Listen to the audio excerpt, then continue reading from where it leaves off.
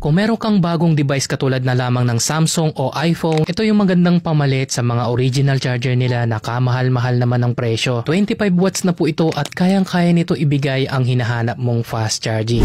Ito nga pala ang Anker 25 watts gallium nitride na mayroong ultra compact design at universal compatibility. IQ3 na po ito kaya compatible po ito sa kahit anong device. Kahit luma o bago yung phone mo, pwede mo tong gamitin. Tignan mo naman kung gaano ka premium itong charging brick na to. Sobrang compact, napakaliit lang, pwede mong dalhin kahit saan, natutupi yung kanyang plug at naka-Type-C na rin yung kanyang port. At eto na nga, binuksan ko na. Kung titignan natin yung kanyang saksakan, may harang po siya na plastic dyan na nakatornilyo para kapag isaksak po natin to kahit maitulak natin ng malakas ay hindi po siya lulubog. At punong-puno siya sa loob ng thermal compound para protection sa overheating. At tinignan ko nga yung PCB nito, grabe. Sobrang kapal talaga ng thermal compound na nilagay dito. Mas maliit na rin yung fuse na nilagay nila dito. Mas siniksik talaga dahil mas pinaliit talaga tong charger na to. So black PCB board na rin yung ginamit sa kanya para sa heat dissipation. Mas maganda yung ganito kasi hindi po to nagiinit ng gusto. Kaya naman kung naghahanap ka ng sulit na charger,